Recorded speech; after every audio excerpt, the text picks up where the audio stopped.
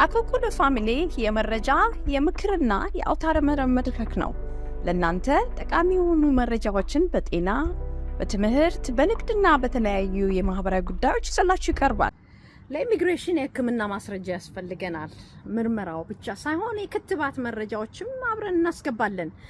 በቅርብ ጊዜ ባለፈው ሳምንት የወጣው መመሪያ የሚያሳየው I-693 ይሄ ማለት የምርመራችንን የክትባታችንን መረጃ ከማመልከቻችን ጋር አያይዘን የምናስገባው። ለምሳሌ የግሪን ካርድ ማመልከቻ የቋሚ ነዋሪነት ስናስገባ ወይም ደግሞ አጀስትመንት ኦፍ ስታተስ ወደ ግሪን ካርድ ከማንኛውም የቪዛ ስታተስ ወደ ግሪን ካርድ ለመሄድ ስንፈልግ ወደ ቋሚ ነዋሪነት ያንን አጀስትመንት ስናስገባ አብረን የምናስገባው የሕክምና ማስረጃዎች አሉ።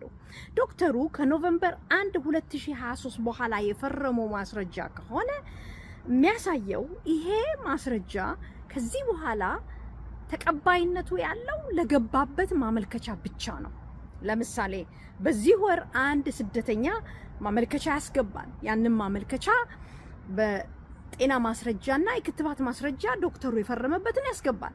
ይሄንን ግን ማስረጃ ወይም ማመልከቻ ከዚህ በኋላ አልፈልገውም ብሎ ቢያወጣ ወይም ደግሞ ኢሚግሬሽን አንፈቅድልህም ይሄን አጀስትመንት ኦፍ ስታተስ ወይም ደግሞ የግሪን ካርድ የቋሚ ነዋሪነትን ማመልከቻ አንቀበልም ካሉ ከዚህ በኋላ የምርመራው ውጤት ቦታ የለውም ነው የሚሉት። ወደፊት ሌሎች ማመልከቻዎችን ሲያስገቡ በእያንዳንዱ ማመልከቻ የጤና ማስረጃና የክትባት ማስረጃ ማስገባት አለባቸው ነው የሚያሳየው።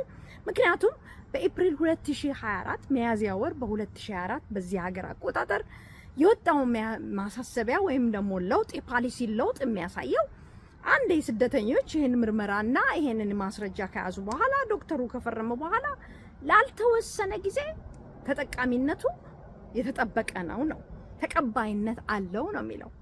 ይሄንን ደግሞ አሻሻሉና ዲሴምበር ላይ ባለፈው አመት ዲሴምበር ላይ 2024 ላይ ለተወሰኑ ማመልከቻዎች ብለው ነበር። አሁን ግን ይሄንን ሁሉ ቀይረናል ነው የሚሉት። የቀየሩበት ምክንያት የሀገሪቱ ሕዝብ ጤንነቱ የተጠበቀ እንዲሆን፣ በሁለተኛ ደረጃ በጣም ደጋግመው የጠቀሱት ደግሞ ይሄ ስደተኛ ወይም እቺ ስደተኛ አጀስትመንት ኦፍ ስታተስ ይሁን ወይም ደግሞ ወደ አሜሪካ ሀገር ለመግባት የሚያስፈልጋትን ማስረጃ በምታቀርብ ጊዜ ይሄ ጤና ያላት ሁኔታ እዚህ ሀገር ብትመጣ ያዋጣናል ወይም ደግሞ የሀገሪቱ የጤና ዘዴ ላይ ጫና ይፈጥራል ወይ? ብዙን ጊዜ ለሕክምና ነው ወይ የሚመጡት? እዚህ ሲመጡ በምን አይነት መልኩ ነው የሚሮጡን? ኢንአድሚሲቢሊቲ የሚለውን ፖሊሲ በመንተራስ ነው። ይሄንን ፖሊሲ ታዲያ ይሄን መመሪያ ሲጠቀሙ አንድ ስደተኛ ወደዚህ ሀገር ለመግባት ጤናው በብቁ ደረጃ ነው ወይ ያለው? ጤነኝነቱን ማረጋገጥ እንፈልጋለን። ሌላው የሀገሪቱን ሕዝብ የሚያሰጋ ወረርሽኝ በሽታ አስጊ በሽታ አለው ወይ? እንደ ሳምባ ነቀርሳ ወይም ቱበርኩሎሲስ ማለት ነው። ይሄንን ነው እንግዲህ ያወጡት። ወደፊት ለሚመጡት ማመልከቻዎች ከዚህ በኋላ ይሄ ፖሊሲ ተጠቃሚ ይሆናል፣ ይሄ ፖሊሲ ተፈጻሚ ይሆናል ብለው አውጥተዋል ማለት ነው። ሊንኩን አስቀምጥላችኋለሁ በዩቲዩብ ኮሜንት ገብታችሁ አንብቡት። ዌብሳይታችንን akulkulufamily.com ይጎብኙ። በሶሻል ሚዲያም ከተሉን። አኮኩሉ ፋሚሊ